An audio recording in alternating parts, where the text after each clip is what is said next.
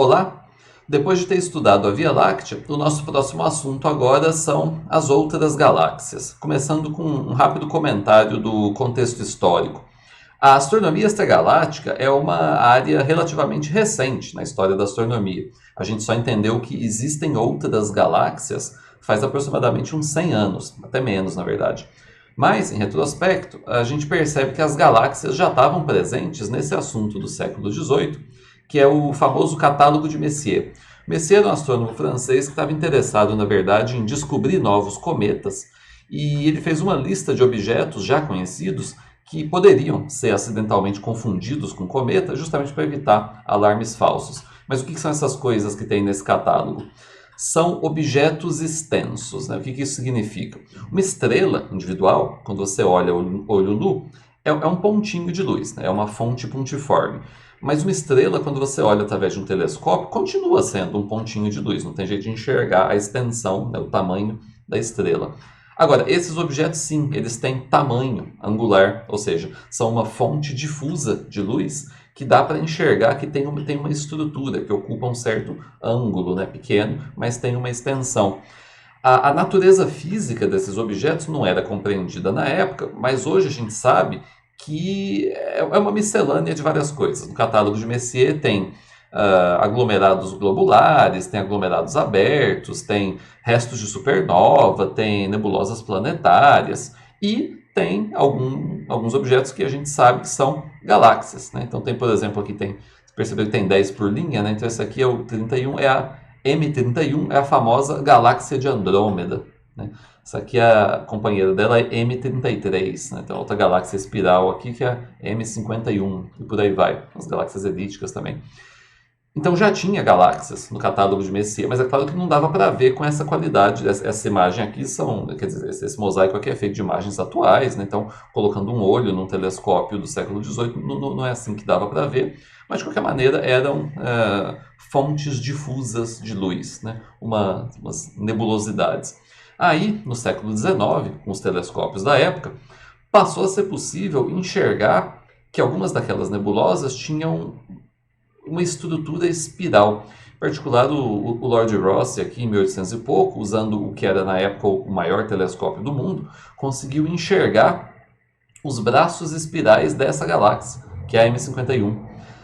Não era possível ainda, né, em 1800 e pouco, fazer fotografias, então tinha que colocar o olho no telescópio e desenhar com lápis para fazer um desenho, né, do que você estava vendo. Mas, de qualquer maneira, não deixa de ser impressionante a qualidade desse desenho. Bom, então isso foi no século XIX, mas mesmo enxergando, né, que tinha nebulosas espirais, ninguém sabia o que eram esses objetos. O que é interessante é que não se sabia que eram objetos externos à nossa galáxia. Né? Poderia ser, porque as distâncias não eram conhecidas, poderia ser que essas nebulosas espirais fossem estruturas pequenas, próximas da gente, que fizessem parte da própria Via Láctea, assim como eram os aglomerados globulares, por exemplo. Né? E, na verdade, o conceito de galáxia também não estava bem compreendido, né? No fim do século XIX, começo do século XX.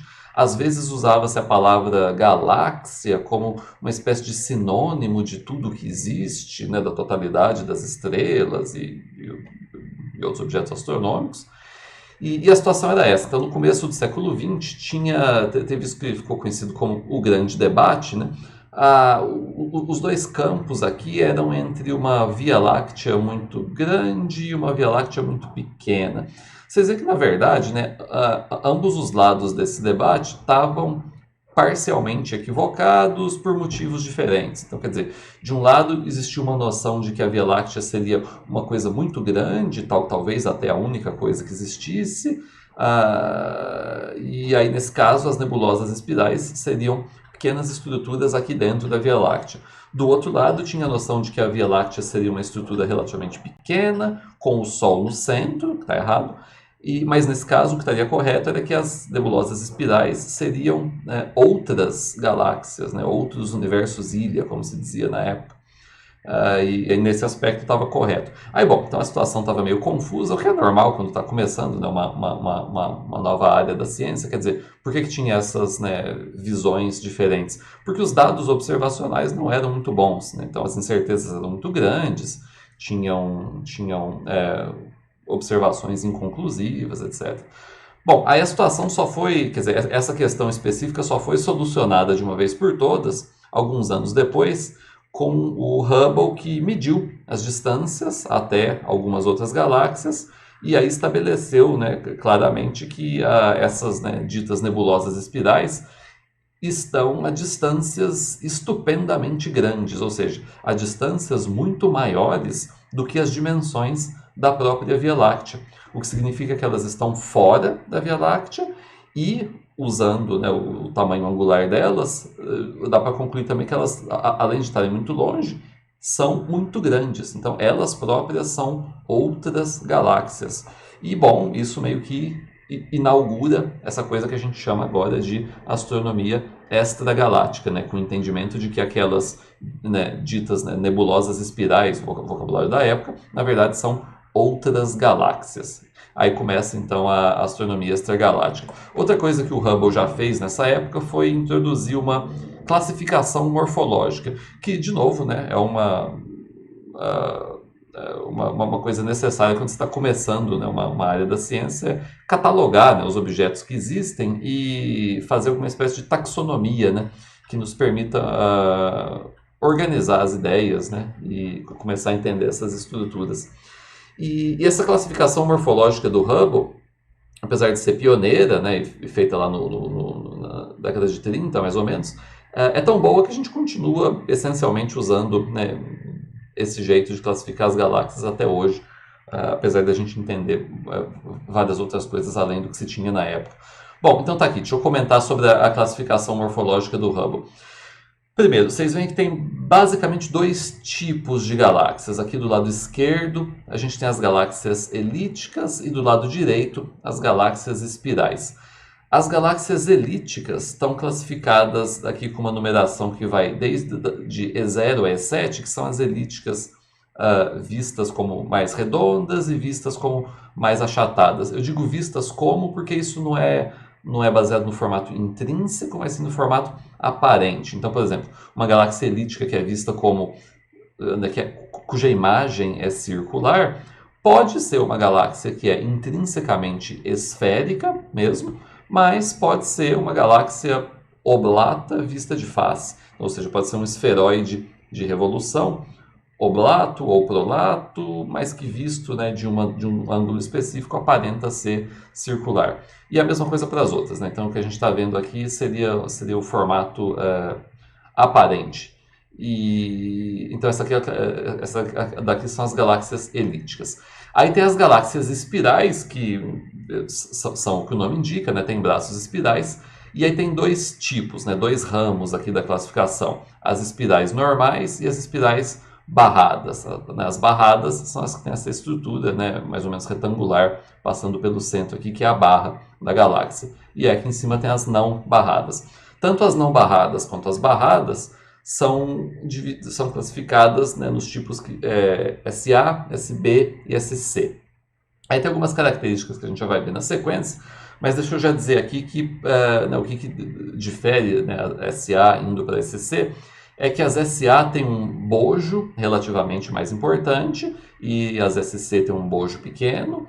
Os braços espirais das SA são mais fechados, os braços espirais da SC são mais abertos e tem as outras características que a gente já vai ver na sequência. E tem essa classe, né, esse tipo intermediário aqui entre elípticas e espirais, que são as galáxias S0, também chamadas de galáxias lenticulares. É um pouco esquisito de pensar, mas pode imaginar uma galáxia lenticular como sendo uma galáxia parecida com as espirais, ou seja, uma galáxia do tipo disco, só que sem ter braços espirais. Então seria um disco achatado de estrelas em rotação, só que sem dar para enxergar braços espirais. E não está desenhado aqui, mas na próxima figura tem também, no lado direito desse diagrama, teriam as galáxias irregulares. Então deixa eu mostrar uma outra figura que é mais ou menos a mesma coisa. Então aqui dá para ver de novo, né? Só que agora com imagens reais de galáxias, né? As galáxias elípticas, então está aqui uma elíptica, né, aparentemente circular, uma elíptica um pouco mais achatada, e aí tem as S0 também, e as galáxias espirais, SABC, não barrada, e as SBA, SBB e SBC. Ok. E aqui no extremo, as galáxias irregulares. Tem uma característica importante que já dá para enxergar nessa figura, que são as cores das galáxias. A gente fala mais na sequência, mas não é por acaso que as elípticas têm populações estelares mais vermelhas e as galáxias espirais têm populações estelares mais azuis. Você já pode concluir imediatamente por que isso acontece. É porque está tendo formação estelar recente, né, nessas galáxias aqui. Por isso que elas têm muitas estrelas azuis. Bom, na verdade nem precisa ter muitas, porque as estrelas azuis, né, têm uma luminosidade muitíssimo maior, basta ter uma pequena fração de estrela azul que já domina a cor da galáxia como um todo. Mas de qualquer maneira, desse lado aqui está tendo formação estelar recente e do lado de cá não. Por quê? Porque aqui ainda tem gás para ser usado para formar novas estrelas. Aqui o gás já é muito escasso. Mas, na verdade, talvez a coisa mais importante que eu tenho para dizer sobre o assunto de nomenclatura, olhando para a classificação morfológica do Hubble, são esses nomes aqui que a gente usa bastante, que é chamar as galáxias de Early Type e Late Type. Agora, cuidado. Essas palavras, early e late, têm uma conotação que você poderia achar que tem algo a ver com tempo, né, com idade, com a passagem do tempo, mas não. Isso aqui são, né, resquícios históricos que ficaram aí por motivos históricos, mas o que eu estou dizendo é para não levar a sério, né, a interpretação de passagem do tempo das palavras early e late. Então, como que você deve pensar? Só que esses nomes são usados, né, são usados até hoje. Mas como que a gente deve enxergar essa nomenclatura quando você encontrar isso em artigos, em livros, né, early type e late type? Significa apenas o seguinte: early type significa o lado esquerdo desse desenho. Late type é o lado direito desse desenho. Fim. Só isso. Não é para trazer nenhuma interpretação de passagem do tempo, de transformação morfológica, nem nada disso. Depois a gente fala sobre a evolução de galáxias. Então, é só isso que eu acabei de dizer. Early type é o lado esquerdo, late type é o lado direito. E fim. Uma outra coisa. Vai ter assuntos, né? Então você está lendo um artigo lá que tem, sei lá, vai ter alguma análise de galáxias como um todo, entendeu? Algum estudo lá onde tem todos os tipos de galáxias, elípticas e espirais. Nesse contexto, é normal usar a expressão, né, galáxias early type como sinônimo de elípticas e galáxias late type como sinônimo de espirais. Vamos falar, está aqui um gráfico, né, onde a curva vermelha representa as early types e a curva azul representa as late types. Isso é um vocabulário normal. Agora, pode ter trabalhos onde você está estudando apenas uma amostra de galáxias espirais. Se você estiver estudando apenas as galáxias espirais, aí você pode se referir às SA como early type e às SC como late type. Entendeu, né? Então, o lado esquerdo, as SA elas são mais early type e as SC são mais late type, as irregulares mais late type ainda. Aliás, outra coisa, né, usa-se muito a expressão disk galaxy ao invés de galáxia espiral. Porque, sim, as galáxias espirais têm braços espirais, uma estrutura, né, importante por si mesma e tal, mas para muitos assuntos é mais relevante o fato delas serem uma galáxia do tipo disco. Às vezes se traduz como uma galáxia discoidal, né? Disk galaxy, em oposição às elípticas, né? Porque as galáxias do tipo disco, né, as disk galaxies, a característica, digamos, né, dinâmica importante é que elas são, né, a estrutura delas é de ter órbitas, né, mais ou menos planas, que são então dominadas por rotação, enquanto que as elípticas são dominadas por dispersão de velocidade nas três direções. Então existe essa expressão útil que é chamada de disk galaxies. E aí, tecnicamente, as S0 entram, né, no campo das galáxias tipo disco. Bom, ok, então nomenclaturas. Agora é o momento onde eu mostro várias imagens, né, bonitas das galáxias dos vários tipos. Então vamos lá. Está aqui exemplos de galáxias elípticas. As galáxias elípticas, como vocês percebem, não tem muita estrutura, né? Muito detalhe para reparar. Elas são, né, é um brilho mais ou menos uniforme. Mas quer dizer, cuidado, uniforme que eu quero dizer no sentido azimutal, né? Porque radialmente é claro que o centro, né, o brilho é muito mais concentrado no centro e diminui conforme você se afasta do centro. Mas, do ponto de vista azimutal, aqui do ângulo, né, em volta, é um brilho uniforme. Então tá aqui 2 exemplos de elípticas. Só comentários gerais, né? Em toda imagem astronômica desse tipo, você sempre vai ver, primeiro, você está observando aqui essa galáxia. Ok, tem as outras galáxias, né? Então, você percebe, né? Tem uma galáxia espiral aqui, outras galáxias e tal. Uma coisa, né, que você acostumar é que apenas olhando uma imagem não dá para ter uma noção de profundidade, né? De tridimensionalidade. Ou seja, tem umas outras galáxias aqui, apenas olhando você não tem como saber qual delas está mais perto da gente e qual que está mais afastado. Outra coisa que tem a ver com isso é a presença de estrelas, né? Então, tudo quanto é imagem, enfim, astronômica em geral, mas em particular imagem de galáxias, vai ter estrelas próximas, né? Estrelas da Via Láctea.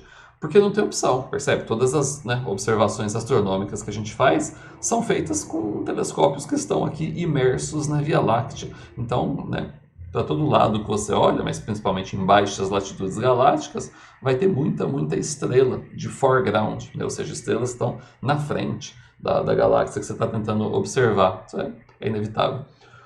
Bom, então aquilo foram galáxias elípticas. Está aqui um exemplo de uma galáxia lenticular, entendeu o que eu quis dizer? É um formato de disco, né? Uma coisa muito achatada, está em rotação, só que não tem braços espirais que você consiga discernir. E está vendo o que eu falei? Está aqui uma galáxiazinha, né, espiral, pelo tamanho angular muito provavelmente, né, mais distante do que essa. As galáxias não têm os mesmos tamanhos, mas por outro lado a gente tem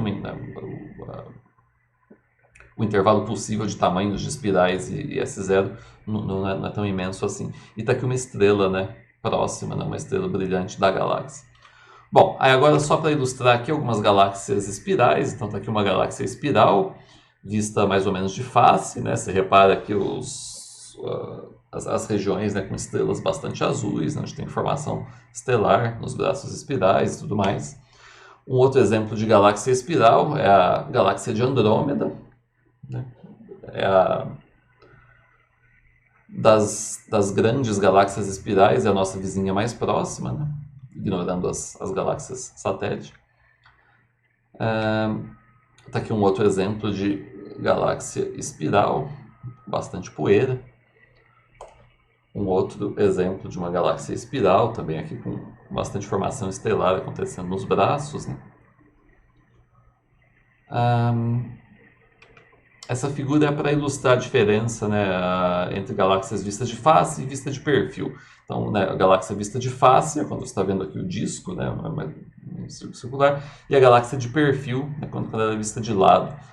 Só para ressaltar de novo a nomenclatura, né, então as galáxias vistas de face a gente chama de face-on, e as galáxias vistas de perfil ou de lado a gente chama de edge-on. E já que eu toquei no assunto de inclinação, deixa eu só mostrar um desenho rápido aqui, que é o seguinte, né? No caso das galáxias espirais, se a gente supuser que os discos das galáxias espirais são intrinsecamente circulares, se fossem vistos de face, aí dá para usar a razão axial aparente para estimar a inclinação do disco, né? A inclinação que eu quero dizer, você pode pensar no ângulo que a normal ao plano do disco faz com a linha divisada, né, com o olho do observador. Então, se uma galáxia que fosse, né, intrinsecamente circular, ela é vista com esse formato aqui, aparentemente achatado, né, um formato aparente de uma elipse, você pode usar essa razão, né, o eixo menor dividido pelo eixo maior, para obter o cosseno desse ângulo que eu acabei de falar.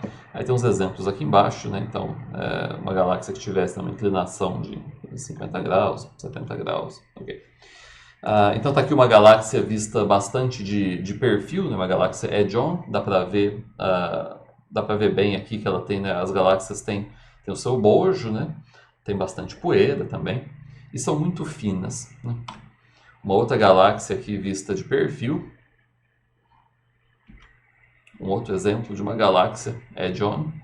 Aí dá para reparar bastante bem, né, a presença de poeira. Agora uns exemplos de galáxias espirais barradas, né? Essa aqui é muito usada, né? Tem uma tremenda barra aqui. Não comentei as estatísticas, mas as galáxias barradas não são raras. Pelo contrário, grosseiramente falando, a gente tem que 1/3 das galáxias espirais é fortemente barrada, 1/3 tem uma barra fraca e 1/3 é não barrada. Então, em certo sentido, as galáxias não barradas é que são a exceção.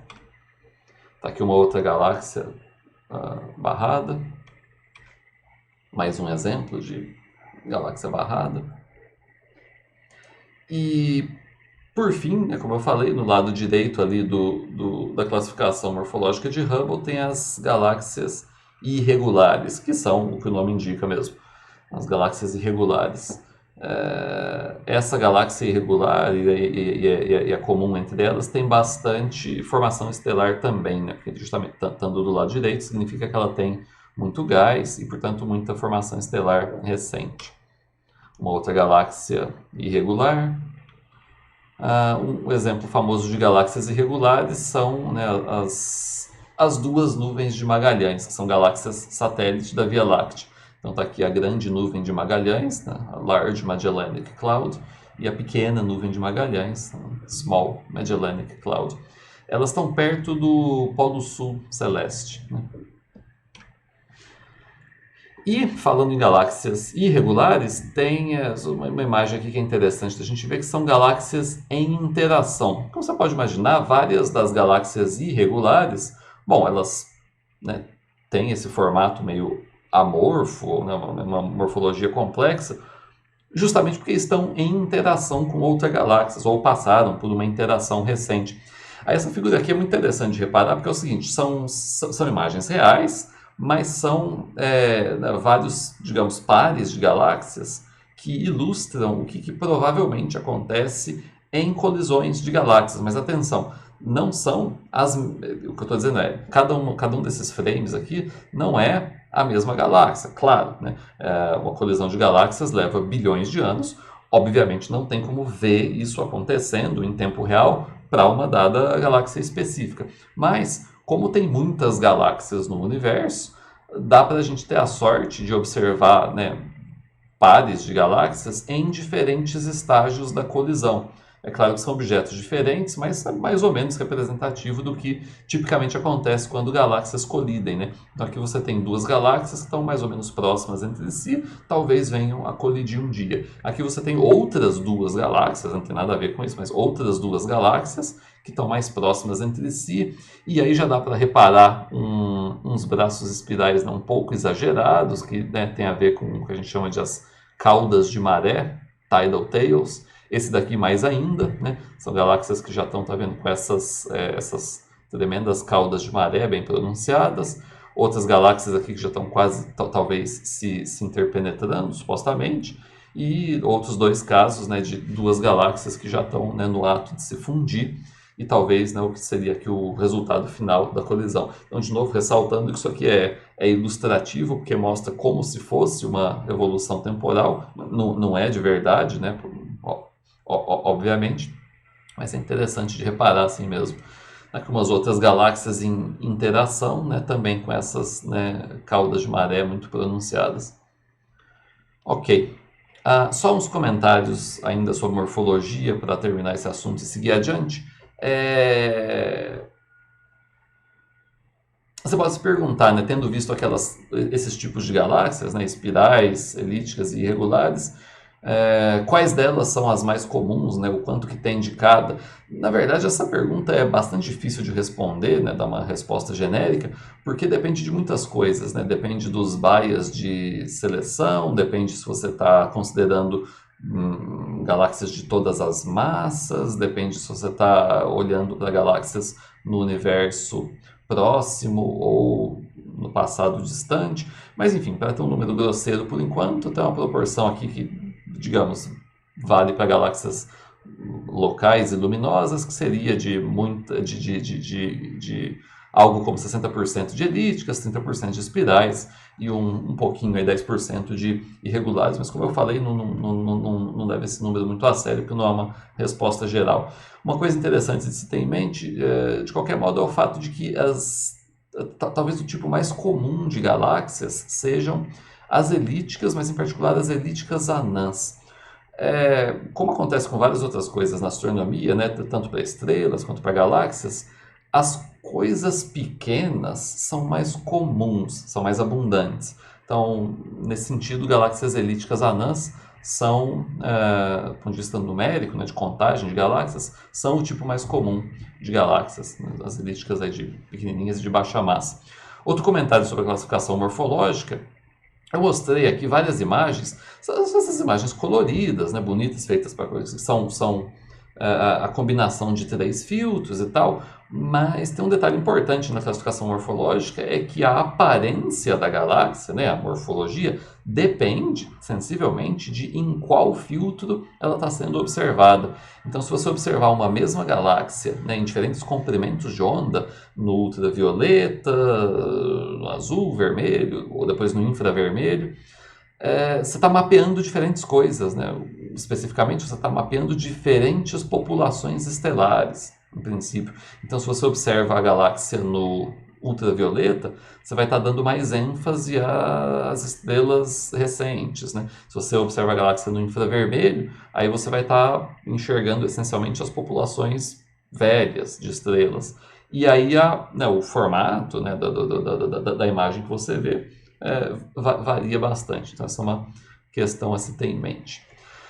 Bom, e agora um comentário sobre o significado, né, de algumas grandezas físicas ao longo dessa classificação morfológica do Hubble. Eu já comentei que... Então, deixa eu dizer algumas grandezas que variam, né, ao longo dessa sequência.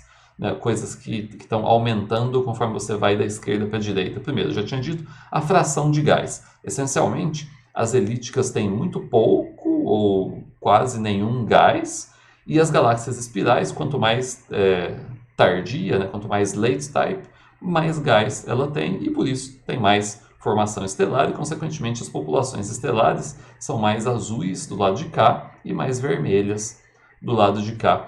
A outra coisa é o bojo vai ficando cada vez menos importante conforme você vai para a direita, né, da classificação morfológica. O que isso significa? Que as SC têm um bojo pequeno comparado com a SA. Sim, mas, de certo modo, você pode até entender que talvez as elípticas sejam, entendeu? Se você enxergar as elípticas como sendo grandes bojos, né, continua valendo que, né, do lado de cá, então o que eu estou dizendo se você colocar bojos e elípticas como assim, a componente esferoidal, né, então tem mais componente esferoidal do lado esquerdo e tem mais componente disco do lado direito. É só uma coisa. Outra característica física aqui que já é interessante de mencionar são os intervalos de massa. Então, assim, tem galáxias de diferentes massas, né? Mas dentro de cada tipo morfológico, o intervalo de variação não é o mesmo, no sentido de que as galáxias espirais, pode ter galáxias espirais de baixa e alta massa? Sim, mas em volta de uma média que é mais ou menos no intervalo mais restrito. Ou seja, tem espirais de 10 a 9 até 10 a 12 massas solares, mais ou menos. Então, não sai muito perto de 10 a 11. Já as galáxias elípticas têm uma maior variedade de massas. Tem desde elípticas anãs até elípticas gigantes. 10 a 5 até 10 a 13, 10 a 13 é meio exagerado, no caso extremo aqui, tem então um intervalo de variação muito grande de massas das elípticas e das espirais não, é uma característica.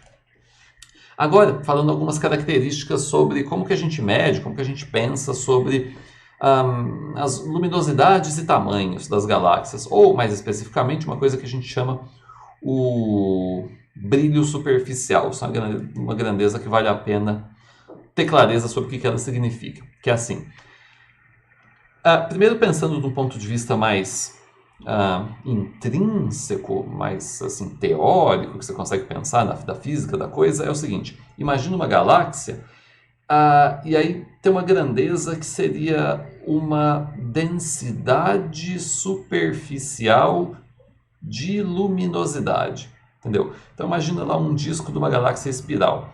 Imagina que você pode ir lá e contar quantas estrelas tem, e aí então você sabe que dentro de uma determinada área, né, de um quadradinho aqui, né, do disco da galáxia, mais do que o número de estrelas, você consegue contar qual é a luminosidade proveniente daquela área, entendeu? E aí, se você expressasse isso em luminosidades solares, você poderia dividir pela área desse quadrado, área mesmo, física, né? Parsecs quadrados.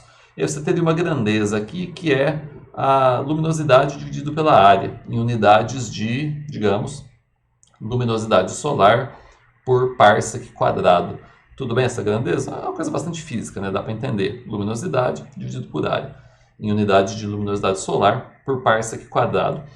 Só que, do ponto de vista observacional, a gente costuma pensar, que é o que dá para medir, né? A gente costuma expressar esse brilho superficial pensando em termos, na verdade, de fluxo dividido por uma área angular. E fluxo na astronomia a gente termina convertendo para magnitude, para ficar tudo mais confuso. Então, no fim das contas, a gente expressa brilho superficial em magnitude por segundo de arco ao quadrado. Mas no fundo é a mesma coisa. É só que você está pensando... Agora pensa do ponto de vista observacional. Você está aqui, né, na Terra observando uma galáxia e está aqui, né, o plano do céu. Aí tem uma área aqui desse quadradinho que agora é uma área angular. Né? Você está vendo ali, ele tem uma extensão aqui, tem um θ e um θ. Então, né, um segundo de arco é uma área angular, segundo de arco ao quadrado. Aí a pergunta é, qual o fluxo proveniente de cada segundo de arco ao quadrado? Só que em vez de fluxo, a gente ficou com a magnitude proveniente de cada segundo de arco ao quadrado. Então, tudo bem, só para motivar o que é essa grandeza. Então, isso é uma coisa que pode ser medida observacionalmente. Tudo bem? Qual a magnitude proveniente dessa área angular? E dá para medir essa grandeza, está desenhado num quadradinho aqui, mas dá para fazer em função do raio, né? Para sucessivos anéis, se for o caso, né? Elípticos, ao longo do raio da galáxia. Está desenhado aqui, seriam então isofotas, ou seja, são curvas, né, conectando os pontos na imagem que têm os mesmos valores de brilho superficial. Né? Então seriam as isofotas, né? São curvas de mesmo brilho. Então o que a gente chama de perfil de brilho é medir essa grandeza em função do raio, ou do eixo maior, no caso, das galáxias. Aí, deixa eu só deixar aqui essa informação, depois a gente vê em mais detalhe, é que, bom, empiricamente, então a gente descobre que as galáxias elípticas, as galáxias espirais, né, cada uma delas, tem um perfil de brilho específico. No caso das galáxias espirais, o brilho da galáxia diminui exponencialmente. O brilho da galáxia diminui exponencialmente, né? Começando aqui no centro, né, indo em direção à borda da galáxia, o brilho diminui exponencialmente. Está escrito dessa forma aqui, porque se você tomar o log dos dois lados, a gente gosta do log, porque é magnitude e tal, e aí o que é exponencial fica log de uma exponencial, então é como se fosse linear. Isso para as galáxias espirais. Aí para as galáxias elípticas e para os bojos, né, os bojos se comportam como se fossem mini galáxias elípticas nesse sentido. Ao invés de ser exponencial, ao invés de ser exponencial do raio, é exponencial do raio elevado a 1/4. Ok, isso é um ajuste empírico que decorre das observações. Depois a gente fala em mais detalhe. Mas tem uma figura aqui para ilustrar um pouco quantitativamente o que isso quer dizer. Quer dizer o seguinte, se você fizer um gráfico do brilho superficial em unidades de magnitude por segundo de arco ao quadrado. Só que você mede, tudo bem? Então, no centro da galáxia vai ser mais brilhante. Então, o número vai ser pequeno, né? 18 aqui, magnitudes por segundo de arco ao quadrado. Aí, conforme você se afasta do centro da galáxia, o eixo horizontal aqui é o raio. Se você souber a distância da galáxia, você pode colocar esse raio em quiloparsecs. Mas se for um dado puramente observacional, esse eixo aqui é o que? É um ângulo, né? É o ângulo a partir do centro da galáxia, em segundos de arco. Então, um eixo horizontal aqui que é o raio, só que na verdade é angular, em segundos de arco. E aí, conforme você se afasta do centro, bom, o brilho vai diminuindo. Então, o número da magnitude aumenta. né? Vai ter mais, né? Vai ter uma magnitude por segundo de ar quadrado cada vez maior. Enfim, então essa figura é só para ilustrar aqui um exemplo de, digamos que essa curva azul fossem os dados observacionais, né? E você queira modelar isso, aí você poderia fazer um ajuste onde isso aqui é uma galáxia que tem um bojo e um disco. Aí o disco é representado por um perfil exponencial, né, com certos parâmetros. O bojo é representado por um perfil de R a um quarto, né, exponencial de R a um quarto. Aí também faz um ajuste com certos parâmetros. A soma do brilho dos dois, aí é o brilho total da galáxia. Porque percebe, né? O bojo, ele existe, mas ele existe num lugar onde tem disco também, né? Então tem que somar as duas coisas. Aí seria o brilho total da galáxia. Aí aqui embaixo seria uma espécie de resíduos, né? Comparando o modelo com a observação. Então, só para ilustrar o que isso significa aqui num gráfico de brilho superficial, né? Em função do raio. Isso que é um perfil de brilho superficial. E só um outro comentário aqui, por exemplo, tem uma coisa que é muito usada para, às vezes, definir o que seria, digamos, o raio da galáxia, né? A borda, onde a galáxia termina. Como a gente já comentou, isso não existe, né? Não tem uma borda nítida onde a galáxia com certeza termina, é só que o brilho vai diminuindo, vai diminuindo de maneira exponencial, né? Ficando cada vez mais fraquinho. Uma convenção que existe é adotar a isofota de, uma convenção arbitrária, adotar a isofota de 25 magnitudes por segundo de arco ao quadrado, né? Então essas isofotas aqui, cada uma corresponde, né, a um nível de brilho superficial, vai ter alguma delas que é a isofota de 25 magnitudes por segundo de arco ao quadrado, e é muito usado como referência, então, digamos, de uma convenção arbitrária de onde termina, né, o disco. Aí aqui tem uma coisa, você pode estar se perguntando, pera, mas dá para usar esse número para todas as galáxias? Tem galáxias que estão, né, mais perto da gente, outras que estão mais longe e tal. Pois é, mas é que o brilho superficial não depende da distância. Depois a gente vai ver com calma o motivo disso. Ok, agora o próximo assunto, falando agora das massas das galáxias, só para comentar rapidamente, né, alguns dos métodos de determinação de massa. Primeiro, a gente já viu anteriormente que para concluir, né, a existência da matéria escura, né, o que é usado são as curvas de rotação das galáxias espirais. Aí eu não vou repetir aqui, a gente já sabe então que a velocidade circular em função do raio é raiz de Gm sobre R, onde M é a massa interna àquele raio. E por isso que é desejável então conseguir medir a curva de rotação até raios muito grandes, né? Isso é feito usando o rádio, né? Então no fundo a gente não está medindo tanto a velocidade de rotação das estrelas propriamente ditas, mas muitas vezes do gás, né? Na região mais externa aqui. Quanto mais longe, melhor, para mapear o halo de matéria escura como um todo. Bom, então essa é uma maneira aqui dinâmica, né, de medir velocidades das coisas, tanto das estrelas quanto do gás, e concluir qual é a massa total mesmo da galáxia, né? A massa total, incluindo não só os bárions, que são estrelas e gás, mas também a matéria escura, que é a componente principal. Tá, então isso a gente já tinha visto. Bom, só para mencionar aqui as ordens de grandeza, tá vendo? Então as velocidades de rotação das galáxias espirais são coisas aí por volta de 200 km por segundo, né? E o resultado importante é que não diminui, né, com o raio, raios aqui de 10, 20, 30 kiloparsecs. Aí tem uma coisa chamada, né, o teorema do virial, que é importantíssimo na astronomia como método de determinação de massa. E bom, não vai ter demonstração aqui para não demorar muito, mas vocês conseguem encontrar nos livros de mecânica, e a demonstração nem é tão complicada, mas o resultado do teorema do virial é que 2 vezes a energia cinética é menos a energia potencial. Agora, calma, quem não viu isso, né, em algum assunto de física e tal, não precisa se assustar, você talvez esteja pensando, pera, mas eu devia saber isso? Eu devia lembrar que o dobro da energia cinética é menos da energia potencial? Não é um resultado óbvio, é um resultado de um teorema. Eu quero dizer, isso aqui não é uma mera manifestação da conservação da energia. Não, isso é outra coisa. A suposição por trás do teorema do virial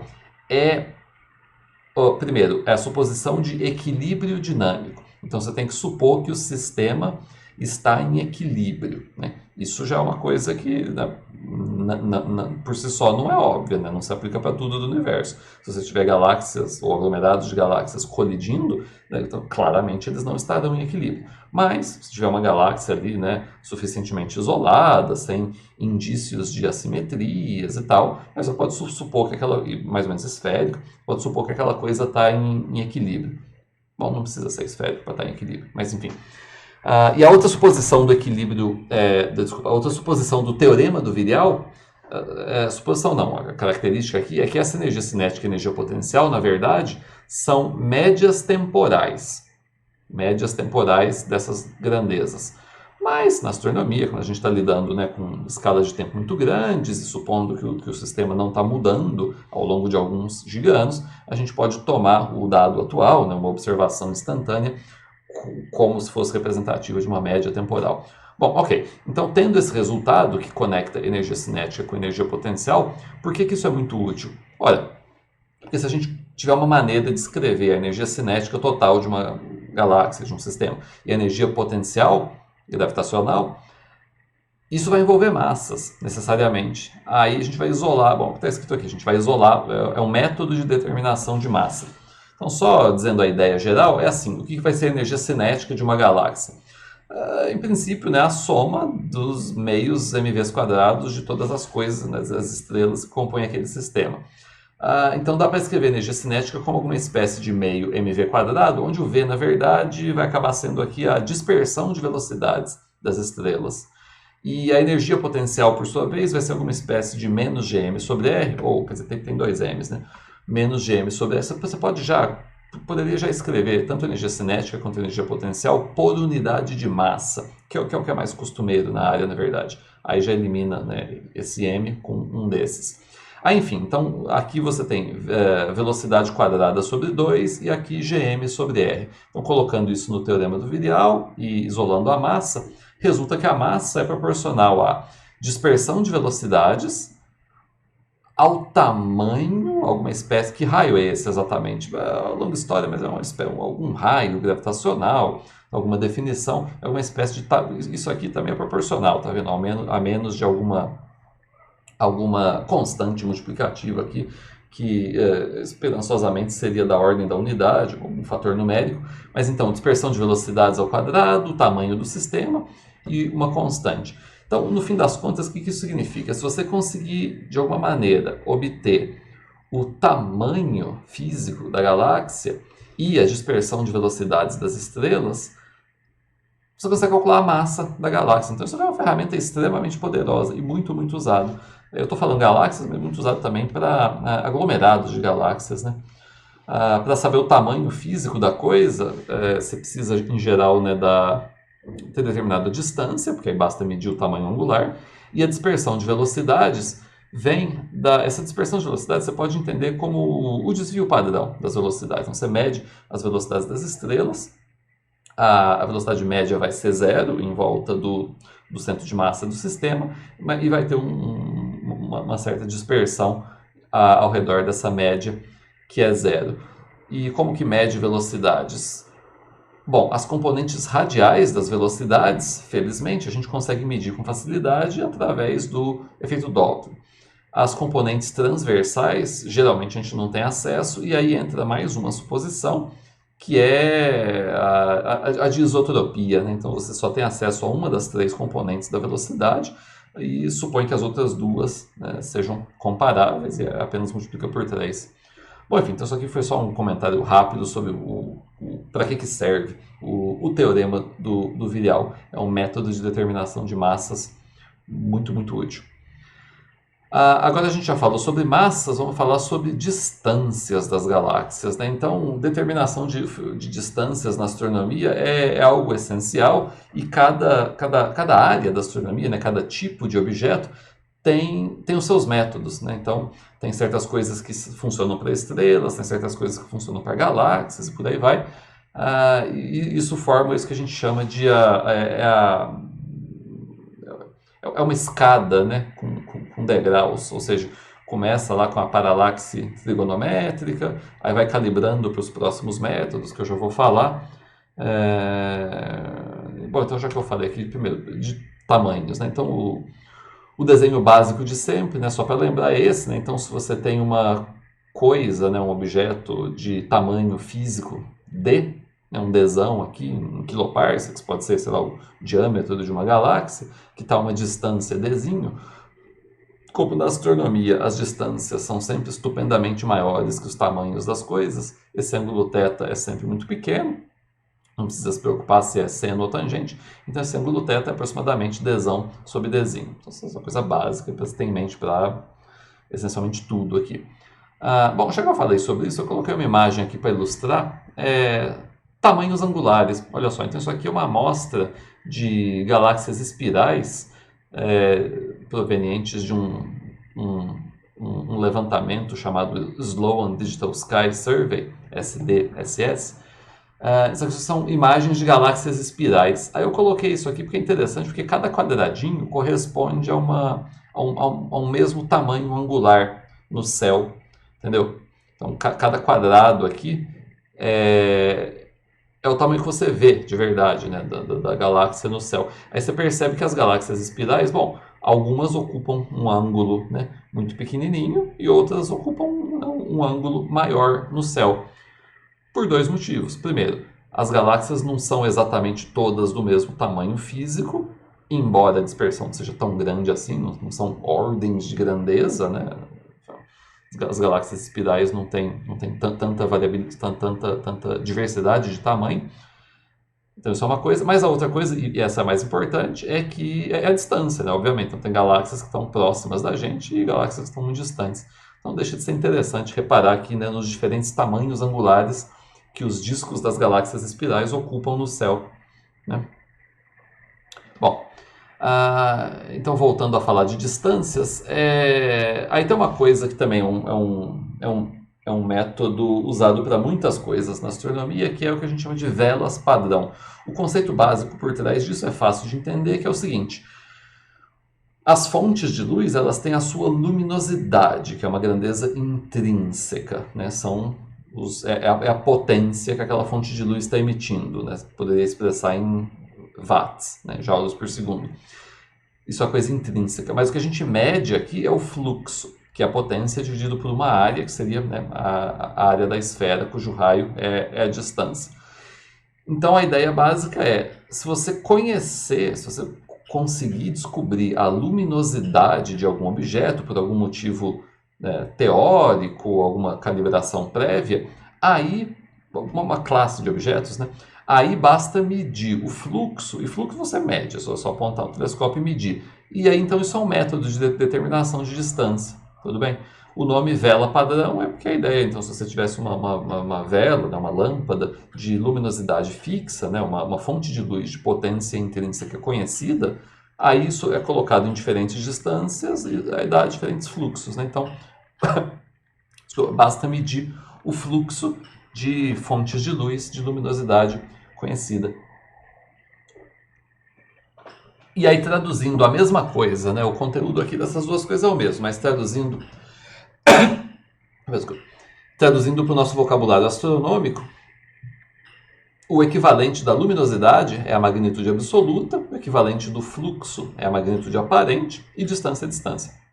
Então, expresso dessa forma, se você conhecer, né, por motivos teóricos, a magnitude absoluta de alguma classe de objetos, aí basta medir a magnitude aparente, a média, e aí com isso você calcula a distância. Lembrando sempre que nessa expressão específica aqui, a distância está necessariamente expressa em parsecs, é o que foi suposto na dedução dessa expressão. E magnitude é uma grandeza adimensional.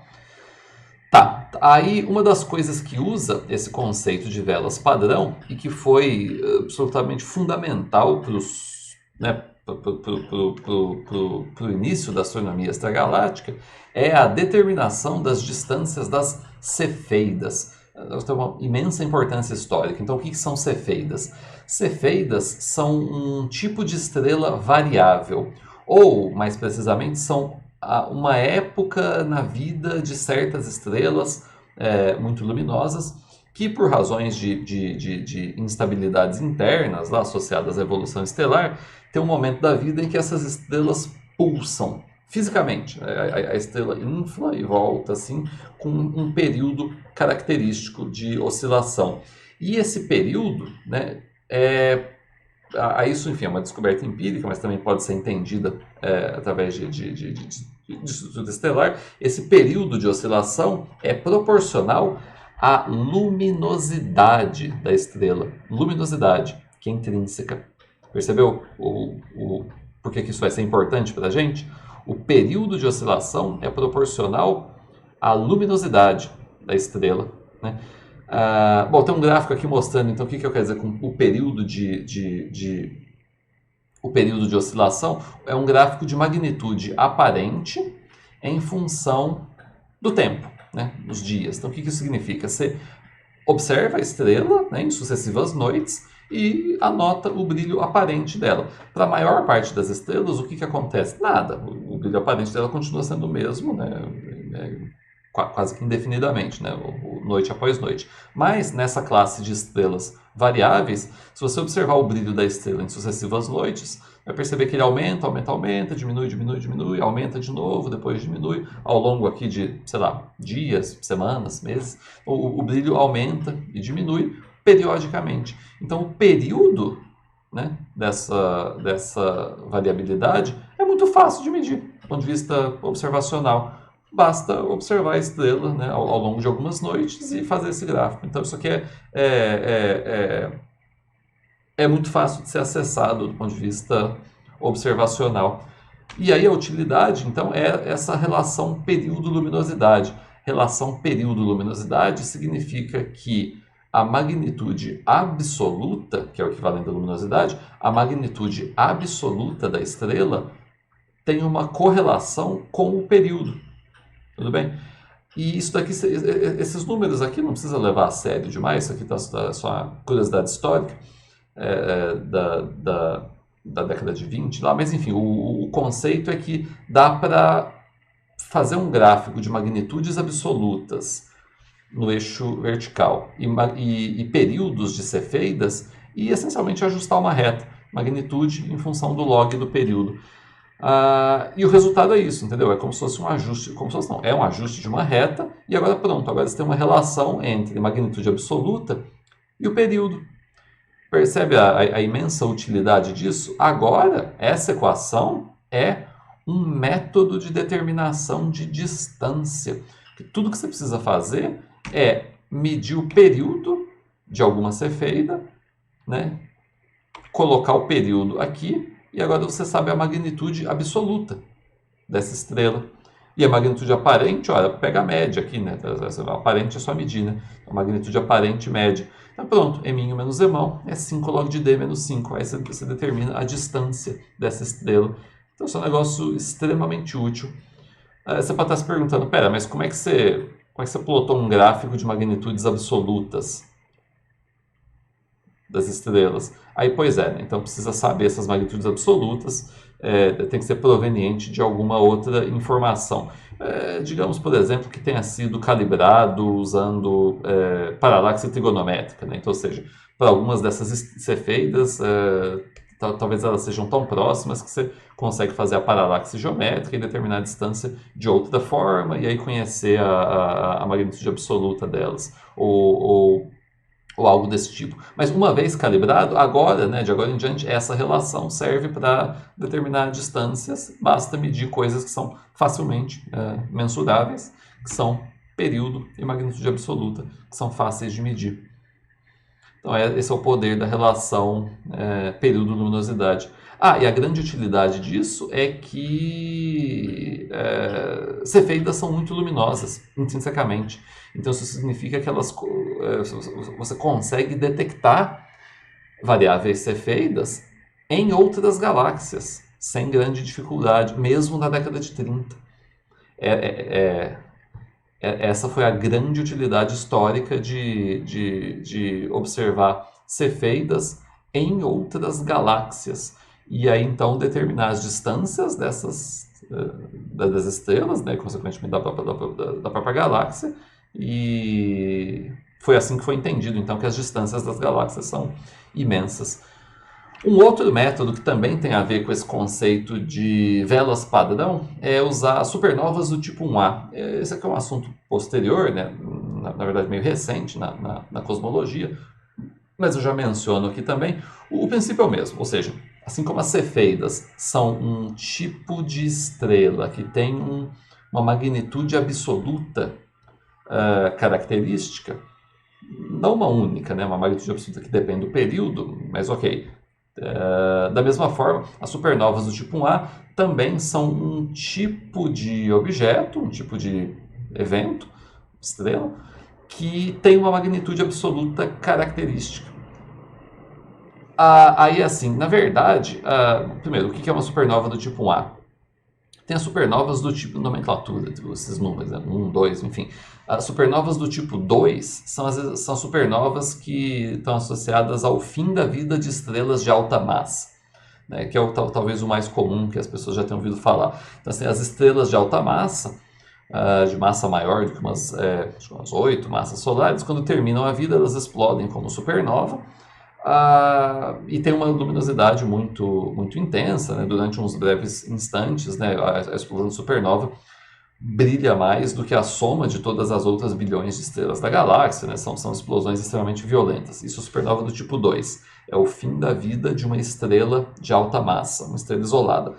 Aí tem as supernovas do tipo 1A, que é essa daqui, que é uma coisa diferente. A supernova do tipo 1A é quando tem uma anã branca que está acretando matéria da sua vizinha. Então é um sistema binário, tem duas estrelas, uma delas está sugando massa da outra. Só que a anã branca tem um limite máximo de massa a partir do qual, ela explode. Então ela vai acretando massa quando atinge esse limite, que é o famoso limite de Chandrasekhar. Aí tem uma explosão, e isso é uma supernova do tipo 1A. E a diferença importante entre esses dois tipos de supernova, para fins de método de determinação de distância, é que, já que as supernovas do tipo 1A têm como progenitor uma estrela com uma massa específica, ou seja, ela só explode quando atinge aquela dada massa, o resultado é que a luminosidade da explosão, no caso da supernova tipo 1A, que é do sistema binário, a luminosidade da explosão é meio que a mesma para todas. Não exatamente, mas quase. Então é meio que a mesma luminosidade, enquanto que nas supernovas do tipo 2, que é o fim da vida de estrelas massivas, tem estrelas massivas de diferentes massas. Então vai ter uma estrela de 10 massas solares, uma de 15. A luminosidade, né, da supernova, quando ela explode, vai ter uma diversidade de valores que é meio difícil de padronizar. E nessas aqui não. Então, nas supernovas do tipo 1A, você meio que consegue padronizar. Eu digo padronizar porque isso que eu falei não é exatamente verdade. Não é, isso aqui é um gráfico de magnitude absoluta em função dos dias depois da explosão da supernova. Então, você vê que, na verdade, não é exatamente verdade que todas elas têm a mesma magnitude absoluta. Quase, mas não exatamente. Só que descobre-se que o valor da magnitude absoluta está correlacionado com o tempo de queda do brilho da supernova. Porque assim, a supernova explode, né? De repente o brilho dela, né, salta, a luminosidade dela tem um salto tremendo, e aí ao longo dos próximos dias, na escala aqui de 5, 10, 20, 30 dias, vai apagando, né? Vai diminuindo, né, o brilho da supernova. Então, a magnitude absoluta está correlacionada com o tempo que leva para diminuir o brilho. Enfim, não é o caso, estou só dizendo isso para dizer que tem jeito de fazer umas calibrações e tal, e aí resulta que dá para adotar a supernova do tipo A como uma vela padrão, porque ela meio que tem uma magnitude absoluta mais ou menos fixa para todas as supernovas. Aí pronto, basta medir a magnitude aparente da supernova e calcular a distância da galáxia onde ela está.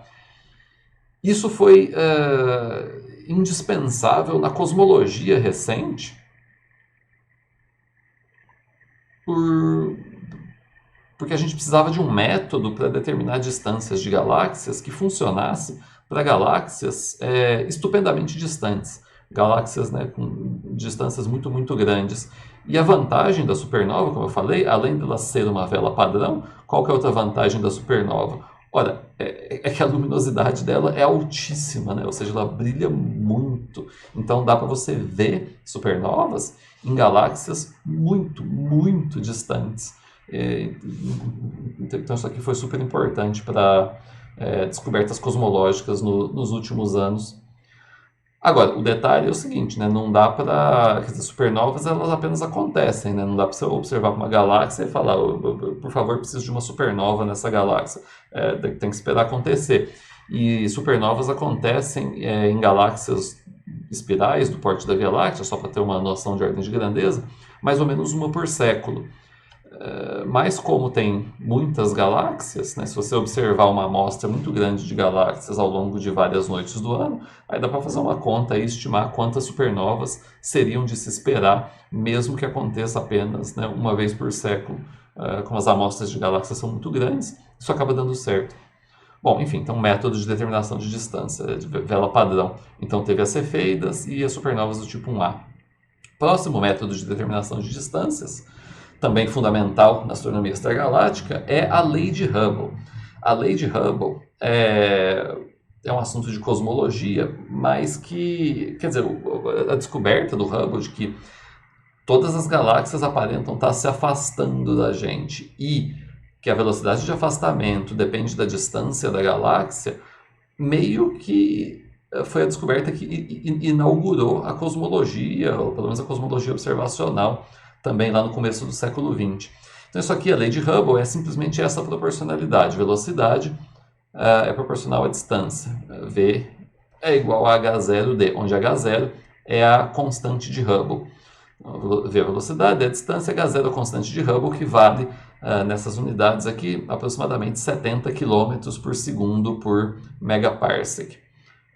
Essas unidades são assim porque você percebe, né, que a constante de Hubble é velocidade dividido por distância. Então você coloca aqui velocidade em km por segundo e distâncias de galáxias medidas em megaparsecs.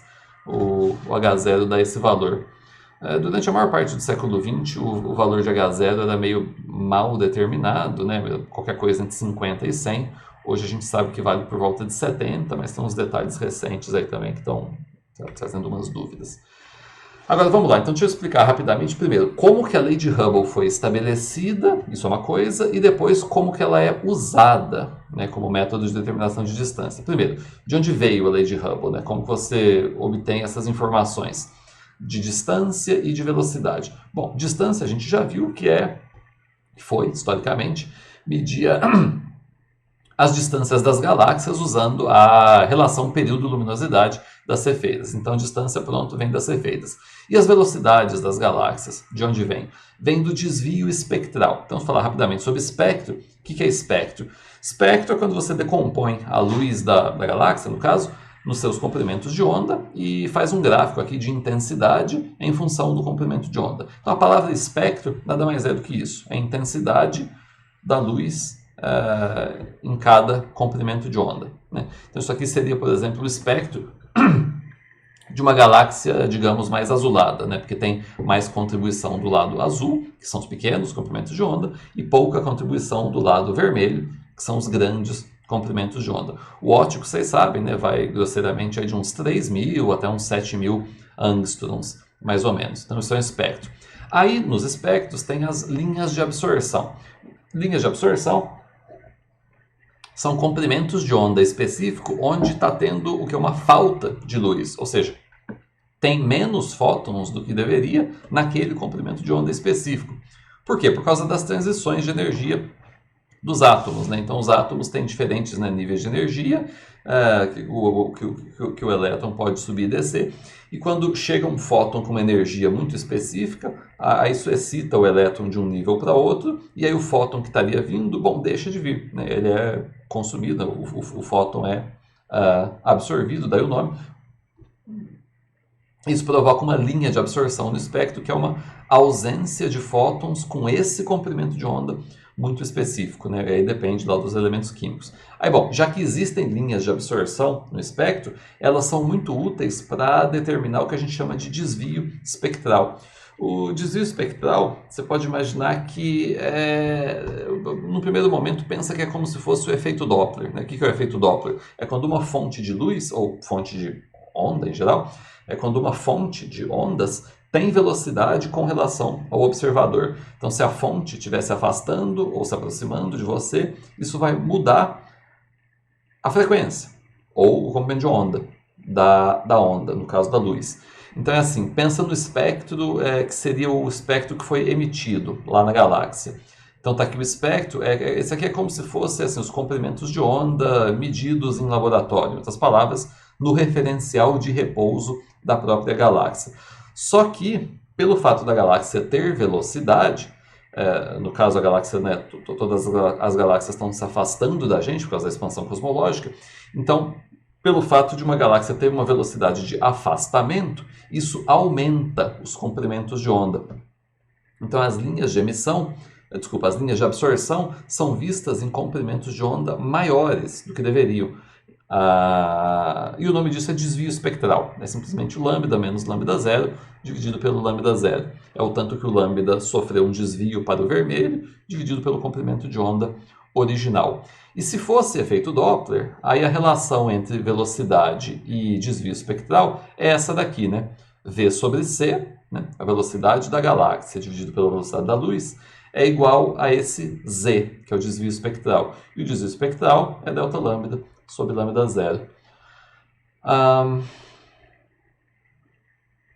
Então, isso é uma coisa que a gente consegue medir. Dá para fazer espectroscopia, né, da luz proveniente da galáxia, medir o comprimento de onda observado, comparar com o que a gente conhece teoricamente, calcular o desvio espectral, coloca aqui, e aí você descobre a velocidade da galáxia. Isso é uma aproximação que é válida para redshifts pequenos, né? Eu já usei a expressão redshift, é o desvio espectral para o vermelho. Aí, bom, fazendo isso, o Hubble então obteve, né, velocidade de afastamento das galáxias, proveniente do redshift medido, e fez um gráfico, né, de velocidade em função da distância, e aí um ajuste de reta dá a constante de Hubble.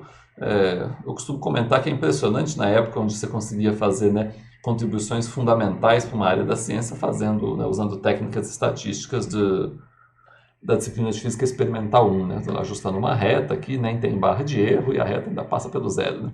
Não, mas brincadeiras à parte, uma coisa absolutamente fundamental na história da astronomia, da cosmologia, a obtenção aqui da lei de Hubble.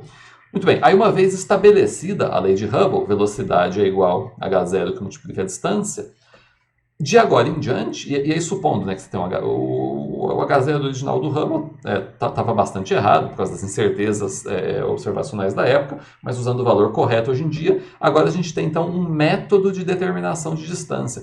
Percebe como que a lei de Hubble pode ser usada para determinar a distância? Ora, basta medir o redshift. Pronto. Basta medir uma coisa, que é o redshift. E o redshift, por ser um desvio espectral, é uma coisa que sempre foi bastante bem determinada, com pequenas incertezas, né? com boa acurácia também. Então basta medir o redshift, que é o desvio espectral. Então, medindo o redshift, você obtém a velocidade, coloca a velocidade na lei de Hubble e pronto. Aí você isola a distância. Então, a lei de Hubble pode ser usada como método de determinação de distância dessa forma. Você mede o redshift e calcula a distância. Pronto. Então, é um negócio poderosíssimo. Só deixando a ressalva aqui, né, de que expresso dessa forma é aproximado e só vale para redshifts pequenos. Para redshifts grandes, tem jeito de calcular, mas é um assunto de cosmologia que a gente fala em outra ocasião. Tá, e ainda para concluir aqui os métodos de determinação de distância, relações de escala. Então, isso aqui é meio... vou só mencionar rapidamente, mas é como se você estivesse usando galáxias como velas padrão. É o que eu quero dizer. As galáxias espirais, as galáxias elípticas, têm todas a mesma magnitude absoluta? Não. Mas existem relações entre grandezas que envolvem magnitude absoluta e coisas que você pode medir, entendeu? Aí dá certo, né? Então, se você tem uma relação entre uma coisa absoluta e uma coisa observável, você vai lá, mede a coisa observável, usa essa relação e aí, pronto, é mínimo menos irmão, 5 log de D menos 5. Então, deixa eu só dizer o nome rapidamente. Existe uma coisa que é a relação de Tudy-Fischer, que é para as galáxias espirais. É uma relação entre a luminosidade da galáxia, né, ou magnitude absoluta, e a velocidade máxima da curva de rotação. A velocidade máxima da curva de rotação é algo que se observa, né? Você faz a curva de rotação, vê lá o valor dessa velocidade, então tem jeito de medir. E aí, uma vez que essa relação tenha sido calibrada, né, uma relação de luminosidade, essa velocidade é elevado a um expoente 4. Então, aí são métodos de determinar luminosidade. Por que essas coisas existem aqui? Bom, no primeiro momento você pode entender como sendo uma relação empírica, mas que tem uma motivação teórica por trás, né, que tem a ver com quanto mais massa a galáxia tiver, maior vai ser a velocidade, e quanto mais massa, maior vai ser a luminosidade. Ok? Bom, falando assim parece trivial, né, mas é claro que tem, né, calibrações muito complicadas aqui de detalhes observacionais por trás. Essas relações que eu falei não são óbvias, né, embora façam sentido. E equivalentemente tem a relação de Faber-Jackson para as galáxias elípticas, que a ideia é mais ou menos a mesma, mas no caso das galáxias elípticas não tem rotação, tem dispersão de velocidades, mas também tem jeito de medir dispersão de velocidades e aí estimar a luminosidade da galáxia elíptica. Então, ok, deixa eu deixar os nomes dessas coisas, isso aqui funciona como métodos de determinação de distância, usando essas chamadas relações de escala, scaling relations. Ok, agora tem um assunto de colisões de galáxias que já vai se conectando com o último assunto que a gente tem para mencionar, que é formação e evolução de galáxias.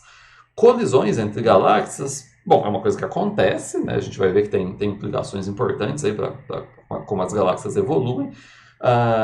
Tem aqui, né, exemplos de imagens observadas de galáxias colidindo, né? Várias, que é um negócio bem impressionante.